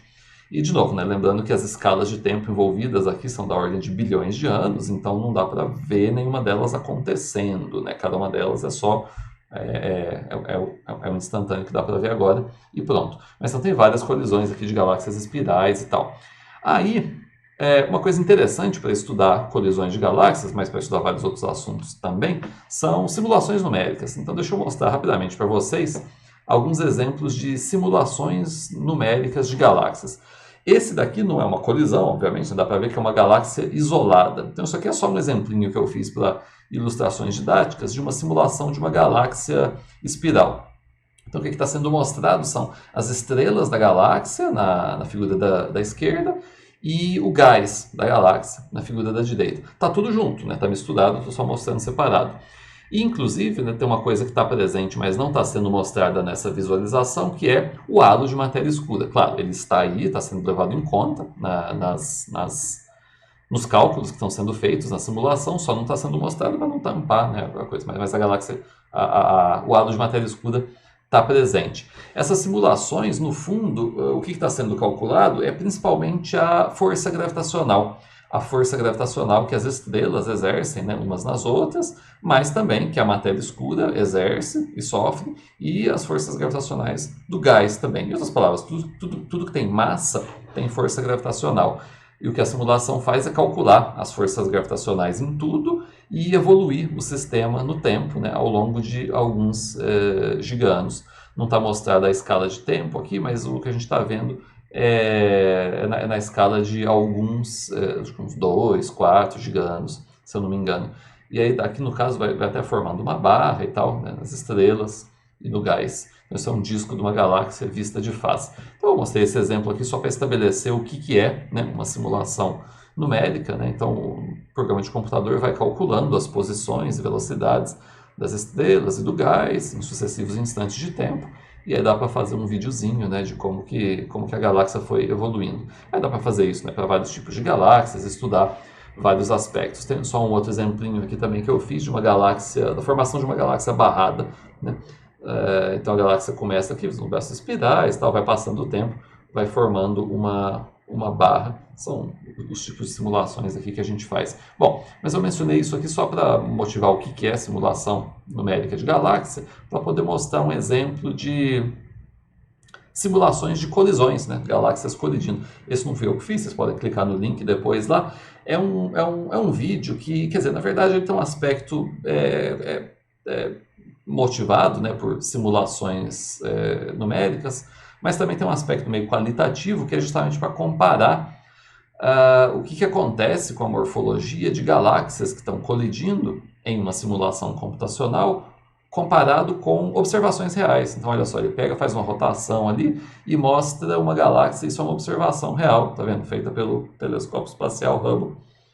E aí tem umas outras, né, morfologias e tal, mas essas visualizações aqui são muito instrutivas, porque quando você vê uma imagem de duas galáxias em colisão, não é óbvio ter uma intuição de que jeito que ela está colidindo, o ângulo, né, a orientação tridimensional é altamente não evidente, tá vendo? Você vê um negócio assim, não dá para ter certeza, né, de qual parte da cauda de maré que está mais para frente, que está mais atrás, se está projetado no plano do céu, né, inclinação.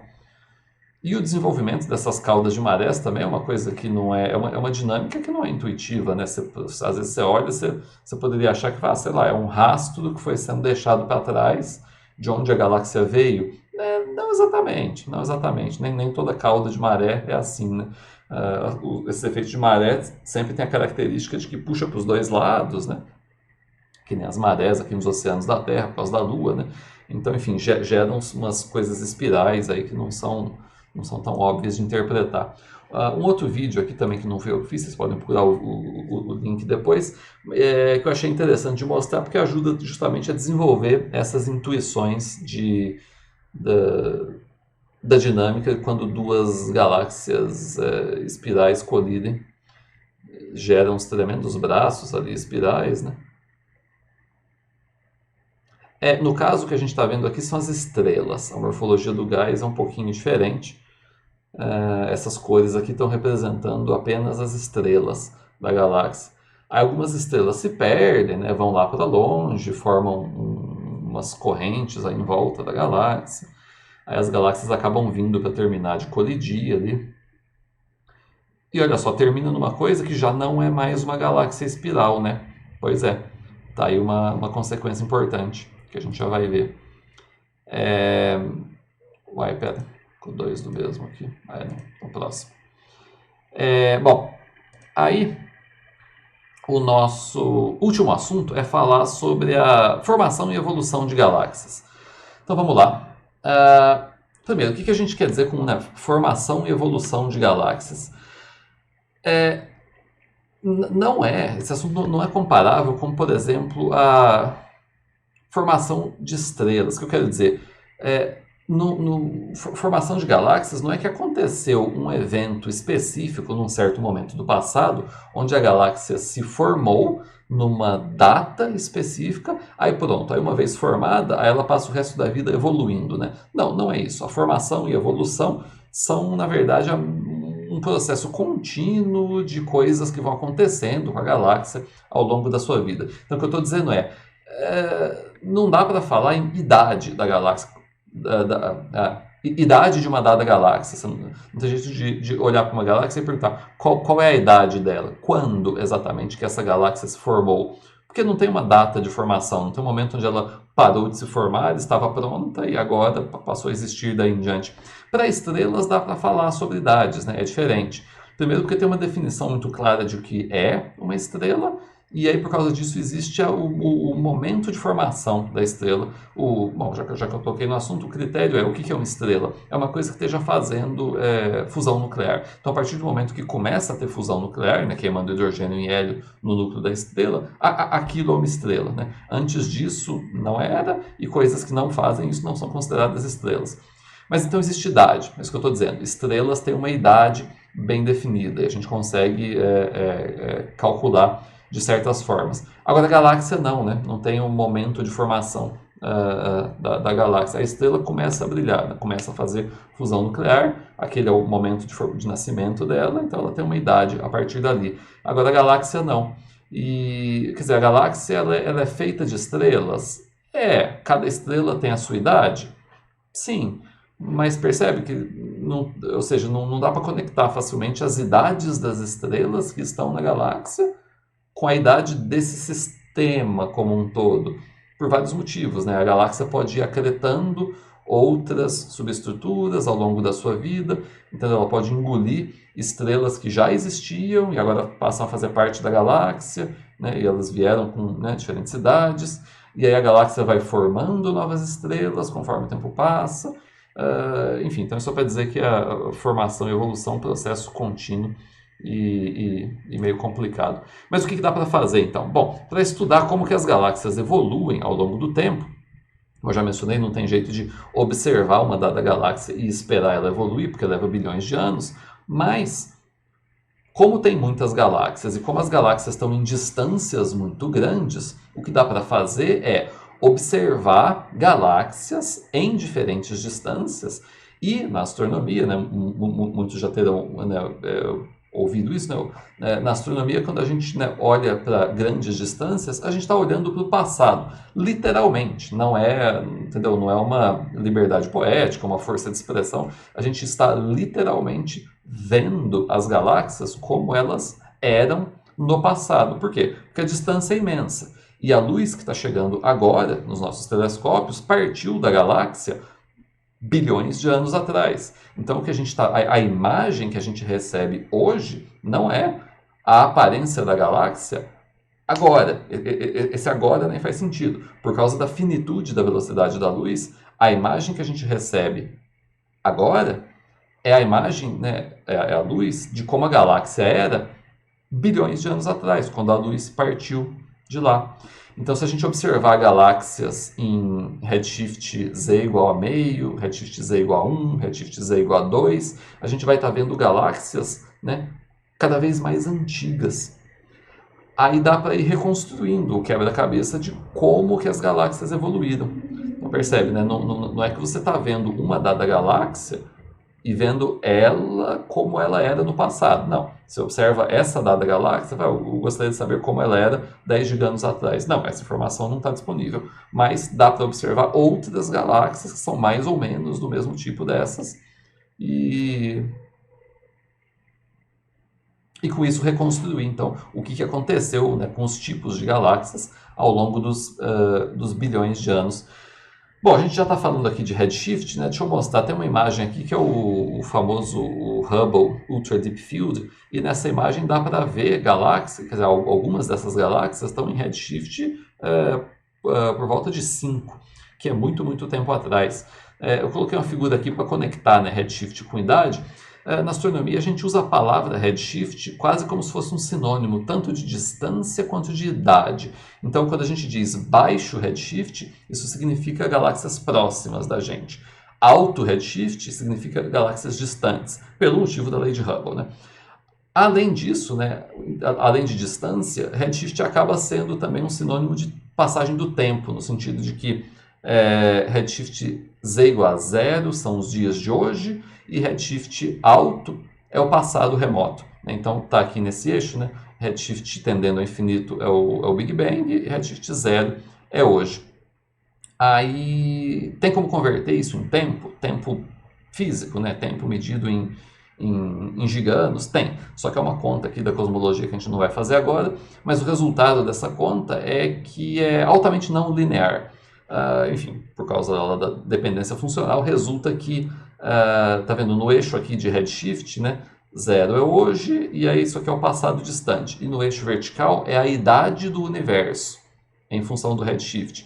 Então, se você observar, bom, hoje a idade do universo é 14 giganos, mas se você observa uma galáxia em redshift z igual a 1, qual era a idade do universo naquela época? Quase, sei lá, dá para ver aqui, tipo uns 6 giganos. Então, em redshift z igual a 1, o universo tinha 6 giganos. Então, faz muito tempo, né?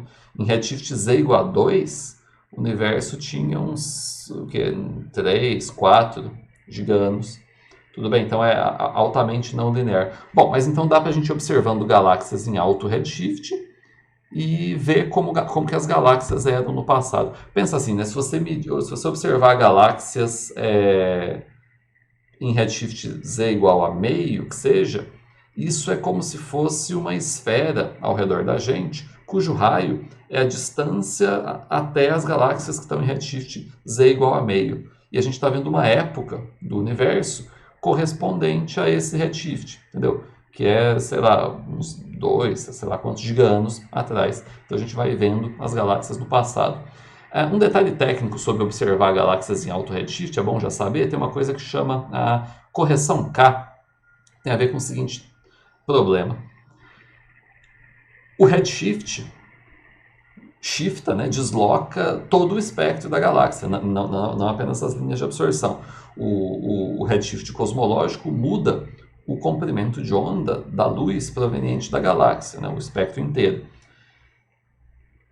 E aí isso faz com que a magnitude da galáxia observada em um dado filtro mude completamente, né? O que eu quero dizer? Então, vendo nessa figura aqui da apostila do Gastão também, aliás, então, o fluxo em função do comprimento de onda é o espectro. Então, imagina que essa linha escura aqui é o espectro de uma galáxia, no referencial de repouso da galáxia.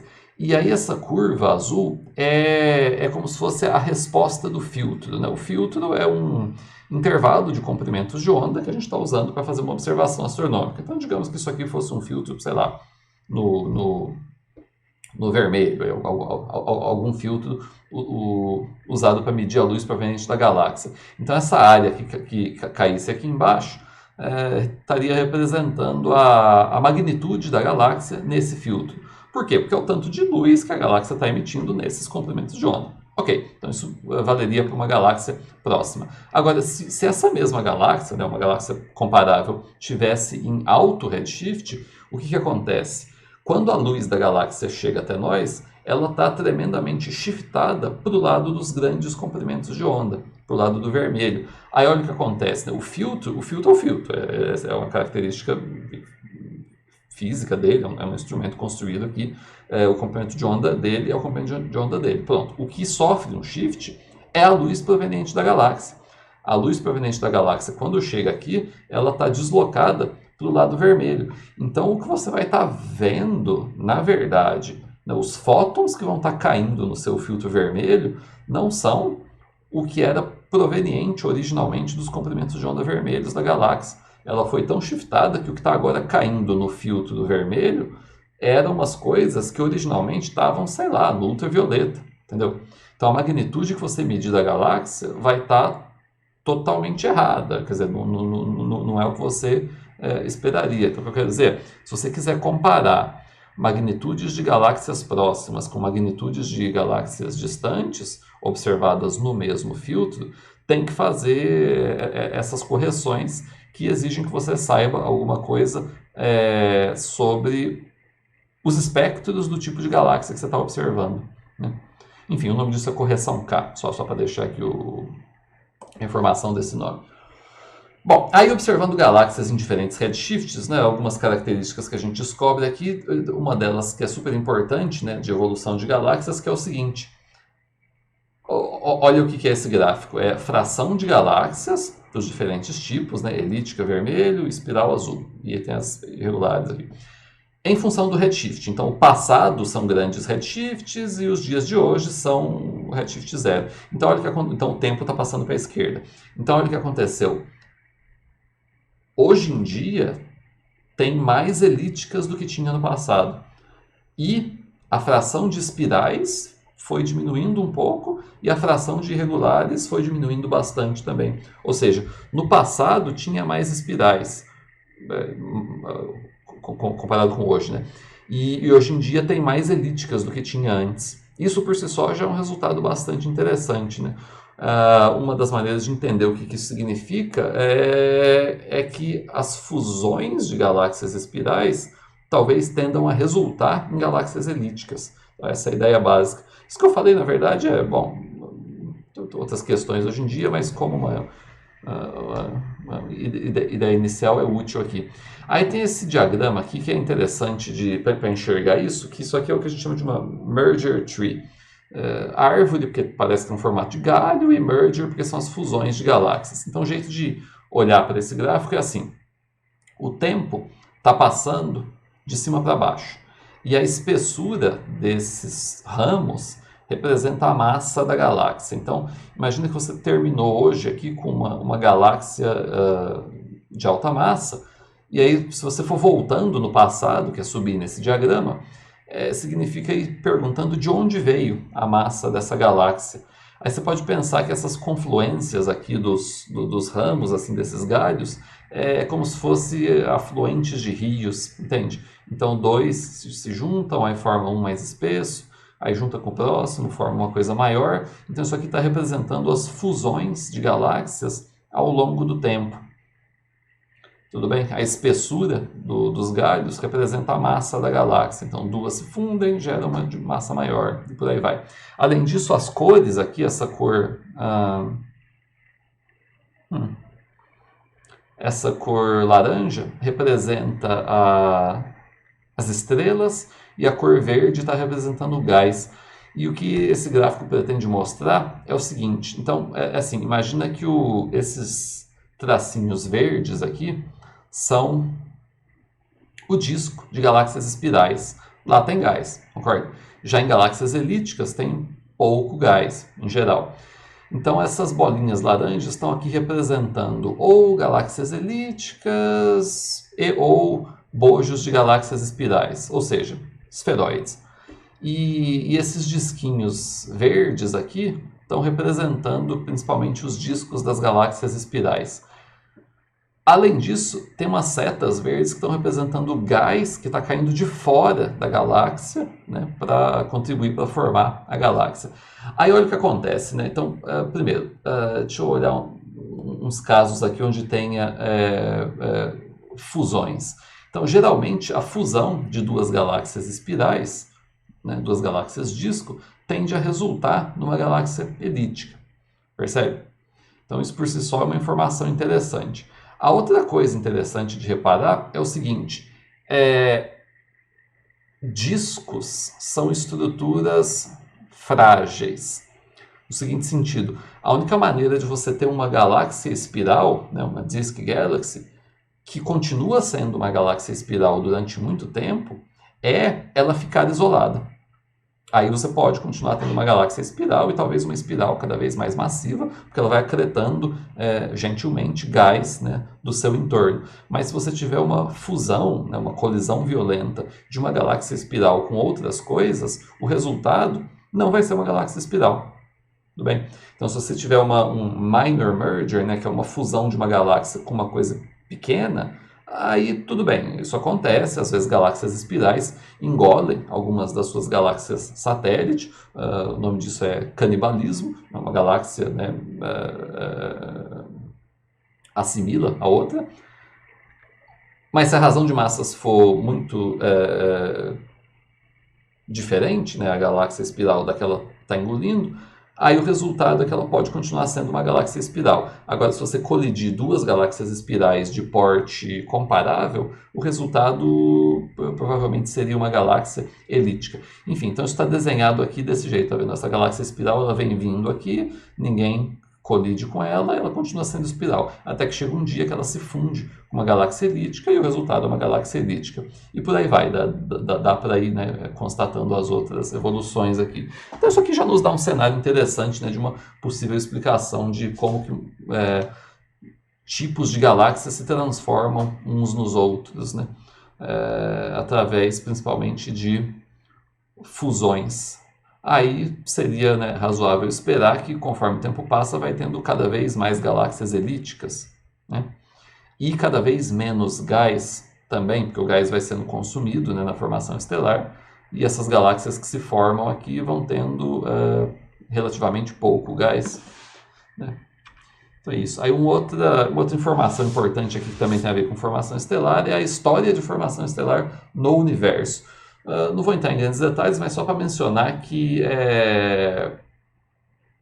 a gente já passou do pico de formação estelar no universo e hoje em dia está diminuindo, né? Então, se você olhar aqui a taxa de formação estelar em massas solares por ano, na verdade a densidade disso, em função do tempo, né? Olhando aqui, o look back time é quanto tempo atrás. Então, hoje em dia estamos aqui, e se você for para o passado, houve uma época, né, quando o universo tinha uns 4 giga-anos de idade, mais ou menos, que foi o auge da formação estelar, né? Então, quer dizer, o universo começou aqui, foi formando ali as primeiras estrelas, as primeiras galáxias, não sei o quê, teve um momento de grande eficiência de formação estelar, mas está diminuindo, né? Então, hoje em dia já não tem tanto gás disponível, já não tem tantas circunstâncias favoráveis à formação estelar. Ou seja, o universo não é sustentável nesse sentido, né? Então, às vezes, quer dizer, não é uma coisa, não é cíclico, né? Às vezes a gente fala, você tem gás no meio interestelar, o gás forma estrelas, as estrelas explodem como supernova, devolvendo um gás enriquecido, e aí forma a próxima geração de estrelas. Às vezes isso é contado de uma maneira que parece que é um fenômeno cíclico, mas não exatamente, né? Vai mudando, vai mudando. Tem um sentido aqui da passagem do tempo. Vai tendo cada vez mais metais no meio interestelar, sim, mas vai tendo cada vez menos gás disponível. Isso de que as supernovas devolvem gás para o meio interestelar, sim, é verdade, até devolvem, mas é pouco. Primeiro porque as estrelas que de fato explodem como supernovas são a minoria, são raras, são as estrelas de alta massa. A maior parte da massa das estrelas, na verdade, está trancada, meio que para sempre, em estrelas de baixa massa.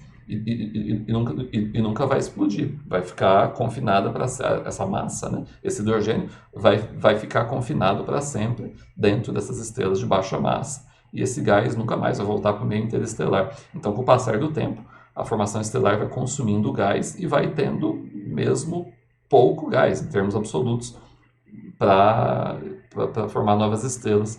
Então, a formação estelar tende a cessar, né, com o passar do tempo. Bom, aí para concluir aqui as últimas coisas sobre formação de galáxias, não tem como não falar, pelo menos brevemente, sobre o contexto cosmológico. A gente não vai entrar aqui em grandes detalhes sobre cosmologia, porque o foco desse curso é sobre galáxias, mas, é claro, as galáxias se formam, né, no ambiente cosmológico, e uma coisa importante para determinar o colapso gravitacional é a matéria escura, né? Se não tivesse matéria escura, o colapso gravitacional, né, a partir do qual as galáxias se formam, não aconteceria, ou certamente não aconteceria no ritmo que a gente sabe que precisa acontecer. Bom, então tem uma figurinha aqui que eu fiz para ilustrar qualitativamente a evolução de formação de estruturas no universo. Então, isso aqui é uma simulação cosmológica onde essa cor roxa representa a matéria escura apenas. Não tem gás, não tem estrelas, é apenas a massa da matéria escura. Aí, quando o universo começa, a massa está distribuída de maneira mais ou menos uniforme, e aí, por razões essencialmente gravitacionais, né, os lugares que são um pouquinho sobredensos, né, atraem a matéria à sua volta, vão ficando cada vez mais densos, e é isso que dá origem, então, a esses filamentos aqui, né, de matéria escura, e, em particular, nas interseções desses grandes filamentos da teia cósmica, como se diz, você tem os halos de matéria escura, dentro dos quais vão se formar as galáxias e os aglomerados de galáxias. Então, essa digamos, é o esqueleto básico que está por trás de tudo que sustenta, né, as galáxias aí no universo, a matéria escura. Isso aqui é só uma animação da mesma coisa, para você ver acontecendo, né? Então o universo começa uniforme e vai ficando cada vez mais empelotado. Essa é a ação aglutinadora da gravidade, fazer as coisas ficarem mais densas. Então, nesses lugares ali é onde as galáxias vão se formar. Lembrando que isso aqui é só matéria escura por enquanto. Aí, bom, teve uma longa história de grandes simulações cosmológicas que foram feitas. Por volta de 2005 teve essa simulação famosa do milênio, que reproduziu várias características observadas da distribuição de massa do universo como um todo. Então tem aqui, de novo, as cores representando a matéria escura. Mas isso aqui ainda é só matéria escura, não tem baryons. Mas, de novo, né, isso, mostrando de novo aqui uma merger tree, isso aqui já mostrava, né, como que os halos de matéria escura, os pequenos, vão se fundindo, dando origem a halos de matéria escura cada vez maiores. O nome disso é o cenário hierárquico na formação de estrutura em larga escala, que é a noção de que as coisas pequenas se formam primeiro, aí vão se fundindo e dando origem a coisas cada vez maiores. Ok. Só que precisava das outras coisas, precisava de baryons, né? Aí nos últimos 10, 15 anos foram feitas grandes simulações cosmológicas, incluindo não apenas matéria escura, mas agora também os baryons. Os baryons é o quê? Gás. Então quando o universo começa, além da matéria escura, tinha gás, que é essencialmente hidrogênio e hélio. Aí isso complica tremendamente os cálculos, né, do ponto de vista que a matéria escura era relativamente simples, entre aspas, porque a única interação física que ela sofre era a gravidade. E a gravidade a gente sabe calcular bastante bem, né?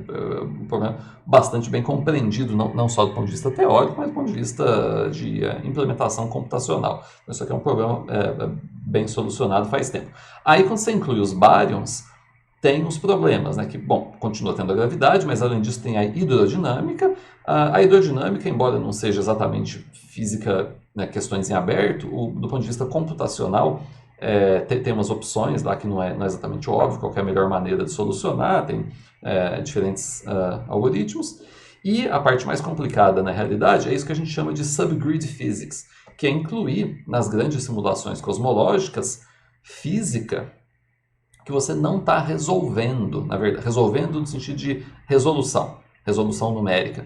Não tem a resolução de, né, as massas e os tamanhos das coisas, das simulações, não são tão finas a ponto de você conseguir ter resolução para calcular os detalhes de formação estelar, que é um negócio que acontece aqui nas escalas subparsec, entende? Eu estou falando de unidades astronômicas ou até de quilômetros, aí não tem jeito, né? De numa simulação cosmológica calcular tanto gigaparsecs quanto, sabe, estrutura atômica, né, fusão nuclear e tal. Então essas coisas entram como receitas astrofísicas externas. Em outras palavras, os códigos implementam lá uns algoritmos que dizem para o gás que quando ele tiver densidade suficiente e outras condições forem satisfeitas, o gás é substituído por partículas que representam estrelas. E estrelas, quando se formam, a gente já sabe também, por motivos empíricos da astronomia, quanto que forma de cada tipo de estrela. Então, as de alta massa vai ter essa proporção, as de baixa massa vai ter essa. E sabendo a massa, a gente já sabe também, da astronomia, quanto tempo cada estrela vai viver e quantas delas vão ser supernovas. E as que forem supernova, quanta energia que elas vão liberar, e quando, e quanta massa, e quais elementos químicos. Então, tudo isso a gente traz, né, de fontes externas de informação, coloca na simulação. Não é exatamente leis da física, assim, né, princípios primeiros, mas está implementado lá, e aí tem muitos parâmetros livres, etc.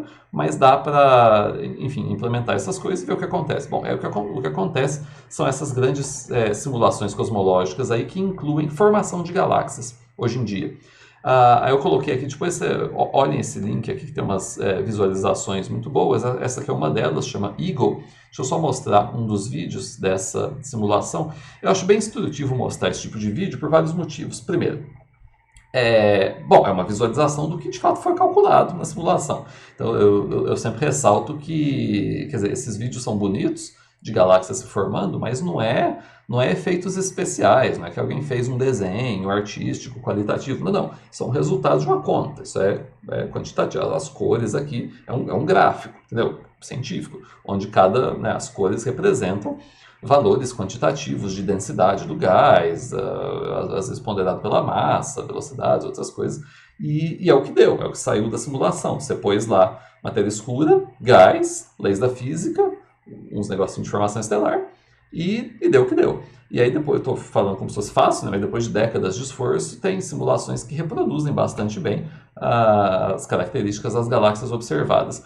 Enfim, o que eu estou tentando ressaltar aqui é que galáxias se formam espontaneamente dentro dessas simulações cosmológicas.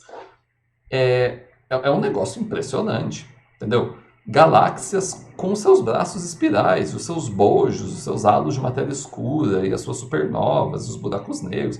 Não sei se é colocado por fora, mas a morfologia das galáxias e as massas, etc., o fato disso se formar espontaneamente dentro de uma simulação cosmológica é impressionante. É uma indicação de que, assim, se isso não está correto, não deve estar muito errado também, né? Que assim, isso é uma confiança de que estamos no rumo correto.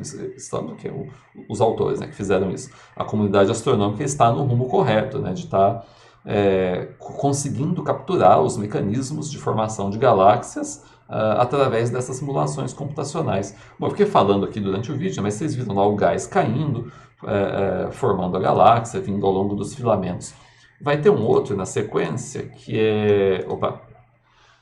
Então tem essa outra simulação de formação de galáxias recente, chama Illustris, Eu coloquei, depois também procurei um link que tem umas visualizações interessantes de ver. Aí eu coloquei aqui uma figura justamente para ilustrar isso. Olha só, isso aqui são galáxias simuladas, não são galáxias reais, observadas com telescópios. Isso aqui é tudo resultado de simulação, todas. As galáxias elípticas, as espirais e as irregulares. E olha só, se você mostrasse isso para alguém, mesmo para um astrônomo profissional, tá passando aqui, olha para o computador, você bate o olho, não dá para ter certeza se isso é uma galáxia observada ou uma galáxia simulada. E de novo, né, ressaltando que não é só uma mera aparência, só as coresinhas da visualização. Não. Além disso, né, as morfologias específicas, as massas, as idades das populações estelares, as razões bojo-disco, um monte de coisa foi sendo gradualmente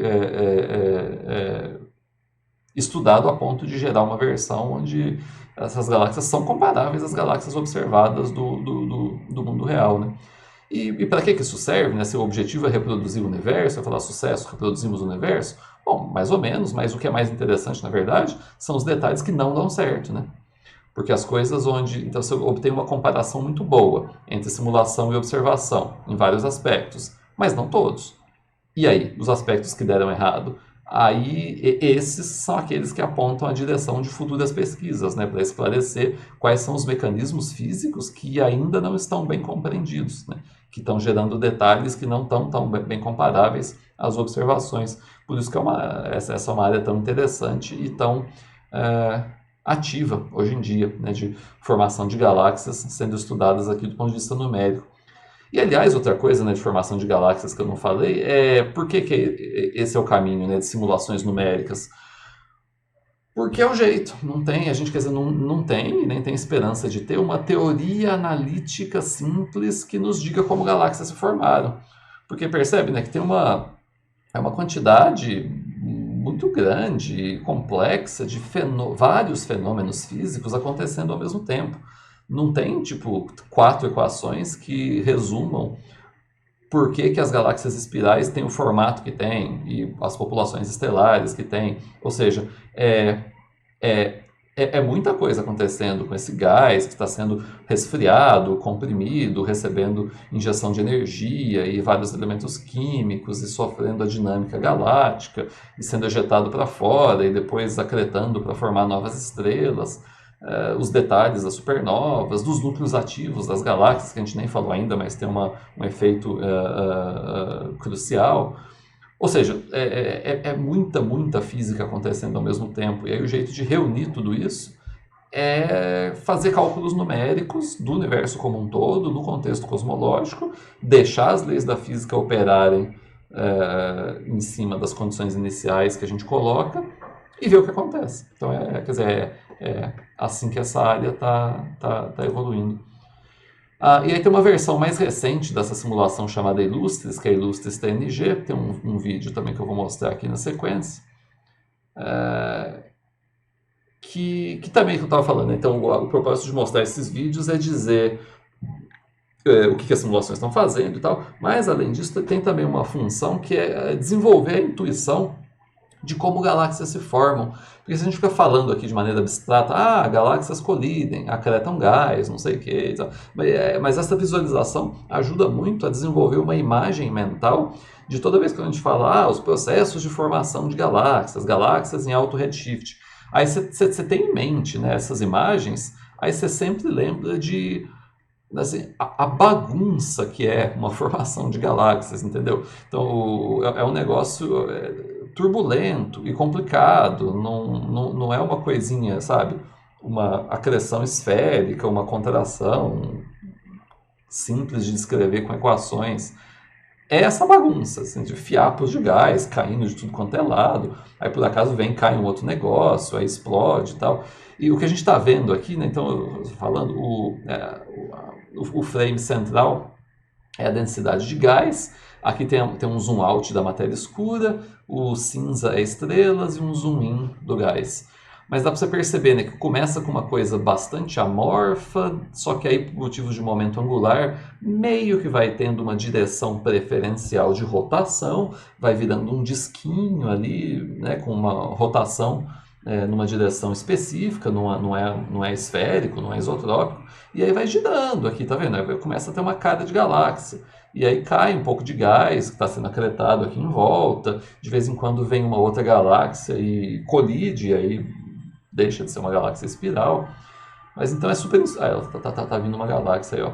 Mas então é instrutivo ver essas simulações de formação de galáxia, né? A propósito, esses dados hoje em dia, a maior parte são públicos, né? Tem grandes catálogos de propriedades dessas galáxias que podem ser usados, né, para fazer todo tipo de análise para vários aspectos, desde dinâmica galáctica, formação estelar, cosmologia, mil coisas. E aí está aqui de novo, né, as galáxias que emergem espontaneamente desse tipo de simulação. E aí tá lá, tem literalmente milhares, ou enfim, sei lá, enfim, um enorme número, aí, muitos e muitos milhares de galáxias que se formaram nessas, acho que centenas de milhares talvez, que se formam nessas grandes simulações cosmológicas. E esses dados podem ser analisados do mesmo jeito que a gente analisaria galáxias observadas, né, do mundo real. Tem aqui e tem até mais informação, na verdade, né? Porque você pode pegar essas galáxias, né, inclinar em diversos ângulos, você tem toda a informação de posições e velocidades das estrelas, do gás, as idades das estrelas que se formaram, as metalicidades das estrelas, a temperatura do gás, muitíssima coisa para ser explorada.